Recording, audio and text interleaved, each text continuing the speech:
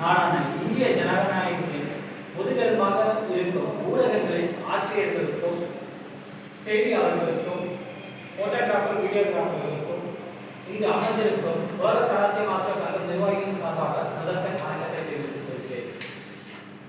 நான் நாளைய தலைமுறையினரின் மேம்பாட்டிற்காகவும் நாட்டின் வளர்ச்சிக்காகவும் ஒரு முக்கியமான விஷயத்தை அரசின் கவனத்திற்கு கொண்டு செல்வதற்காக ஜாதி மத வேறுபாடின்றி நாங்கள் அனைவரும் கொண்டு வந்திருக்கிறோம்.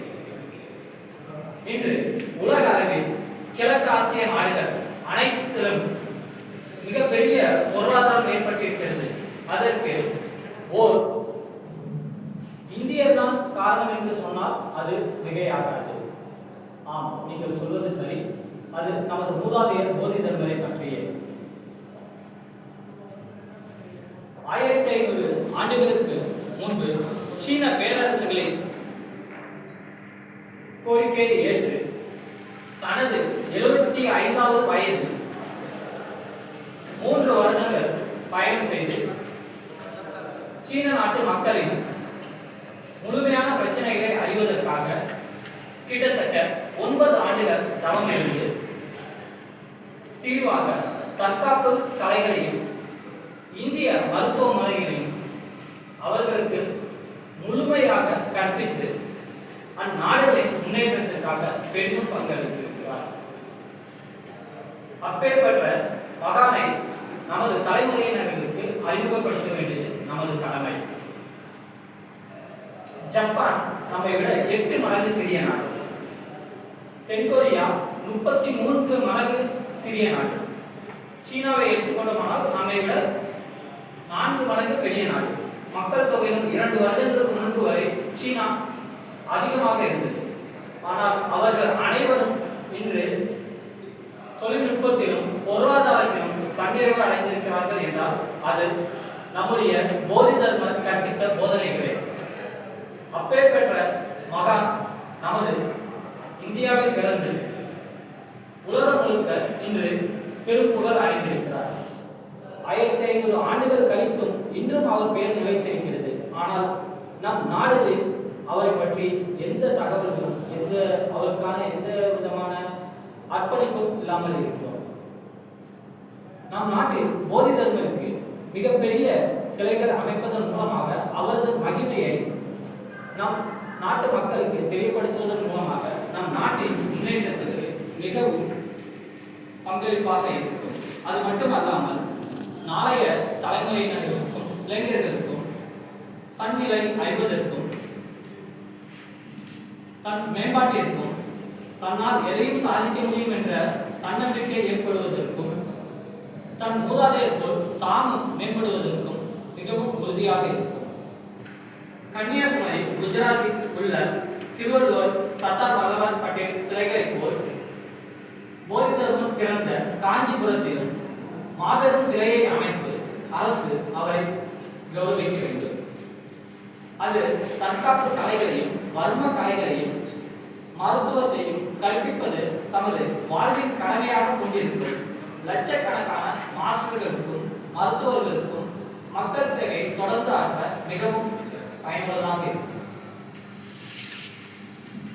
தமிழ்நாட்டில் மட்டும் கராத்தே, களரி, சிலம்பம், குங்ஃபு, ஜூடோ, டேக்வொண்டோ போன்ற தற்காப்பு கலை கற்பிப்பதை தங்கள் வாழ்வில் அர்ப்பணித்துள்ள 10 லட்சத்திற்கு மேற்பட்ட மாஸ்டர்களும் அவர்களிடம் தற்காப்பு கலையை பயின்ற கோடிக்கணக்கான மாணவ மாணவிகளின் சார்பாகவும் உலக கராத்தே மாஸ்டர்களின் சார்பாகவும்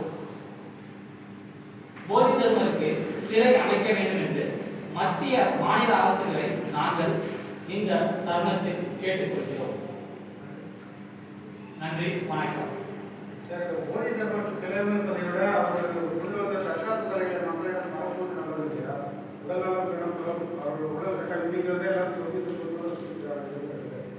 அதை செய்வது சிறப்பாக இருக்குமா? சிலை வைப்பது சிறப்பாக இருக்கும் சார். நீங்க கேட்கறது கண்டிப்பா ஒரு நல்ல கேள்வி. அவர் கொண்டாந்த தற்காப்பு கலையை ஆல்ரெடி கற்பிச்சுட்டு இருக்காங்க. எங்க மாஸ்டர் வந்து பார்த்தா அது தமிழ்நாட்டில் வந்து கிட்டத்தட்ட வந்து கராத்தே மட்டும் கிடையாது, சிலம்பம், களரி, வர்ம கலை போன்ற கலைகளை கிட்டத்தட்ட 10 லட்சம் மாஸ்டர் வந்து கற்றுக் கொடுத்துட்டு தான் இருக்காங்க. ஈவன் பார்த்தீங்கன்னாக்கா அவரோட கலை வந்து உலகம் முழுக்க இன்னைக்கு பரவி இருக்கு. அவருக்கு இங்கே சிலை வச்சோம்னாக்கா அதை பார்த்து இன்னும் தற்காப்பு கலையை அதிகமான மக்கள் வந்து கற்பாங்க. அதை கற்பதன் மூலமாக அவர்களோட தற்காப்பும் ஆரோக்கியமும் மேம்படும். சரி, நீங்க சொல்றது நூத்துல ஒருத்தர் கற்றுட்டு இருக்காங்க. சைனா, பாம்பே, தென்கொரியா பார்த்தீங்கன்னா, ஜப்பான், தென்கொரியா பார்த்தீங்கன்னா ஒரு அடிப்படையாகவே இருக்குது அந்த கல்வி. தற்காப்பு கலை கல்வின்றது பள்ளி மாணவர்கள் குழந்தைகள் இருந்து அந்த கல்வி அடிப்படையாக இருக்குது. அதே மாதிரி பாடத்திட்டத்தில் அதை அடிப்படையாக கொண்டு வரணும்னு வலியுறுத்தினீங்கன்னா அது ஒரு லாஜிக் இருக்கு. அது ஒரு அதோட அதை வலியுறுத்துறதுக்காக அந்த சிலை அமைக்கணும்னு சொல்றது காரணமே. யாராக்க சிலை அமைக்கணும்னாக்க ஆட்டோமேட்டிக்கா அவரை பற்றி தெரிய வரும், அவரை பற்றி புரிய வரும்போது மக்கள் தானாவே வந்து விழிப்புணர்வு ஏற்படும். இப்ப எனக்கு நம்ம தற்காப்பு கலை கற்றுக்கணும்னாக்கா அதுக்கு தனியா விழிப்புணர்வு ஏற்படுத்தணும். அது தொடர்பான விஷயங்களை முன்னெடுத்தீங்கன்னா நல்லா இருக்கும். கண்டிப்பாக நாங்க எல்லாருமே அது தொடர்பான விஷயங்கள் முன்னெடுத்து போயிட்டு தான் சார் இருக்கோம். ஸோ இவன் வந்து பார்த்தீங்கன்னாக்கா நாங்கள் அடுத்த 5 வருஷத்துல 8 கோடி மக்களுக்கு இலவசமாக தற்காப்பு கலை சொல்லி கொடுக்கறதுக்கு தேவையான எல்லா விஷயத்தையும் செஞ்சுட்டு இருக்கோம். இப்போ பார்த்தீங்கன்னா எங்கள்கிட்ட வந்து ஒரு 3000 மாஸ்டர்ஸ் வந்து ரெடியாக இருக்காங்க.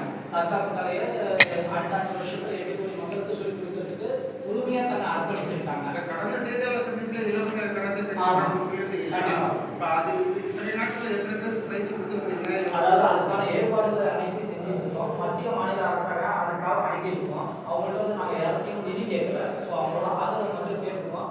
எங்களுக்கு எல்லாருமே வந்து நல்ல ஆதரவு கொடுத்துருக்காங்க. வர மாதங்களில் வந்து அதை தொடர்றதுக்கு அனைத்து ஏற்பாடையும் தீவிரமாக செஞ்சுட்டு இருக்கோம். காஞ்சிபுரத்தில் எந்த இடத்துல பிறந்தார் சார்? காஞ்சிபுரம் மட்டும்தான் சார் புராணத்தில் இருக்கு. ஸோ அவர் எந்த இடத்துல பிறந்தாரு அப்படிங்கிறது வந்து சரித்திரத்தில் ரொம்ப தெளிவாக இல்லை. அவருடைய காலம் என்ன? அவர் வந்து புத்தருக்கு அப்புறம் 700 ஆண்டுகள் கழிச்சு தான் அவர் வராரு. ஸோ புத்தருக்கு அப்புறம் வந்து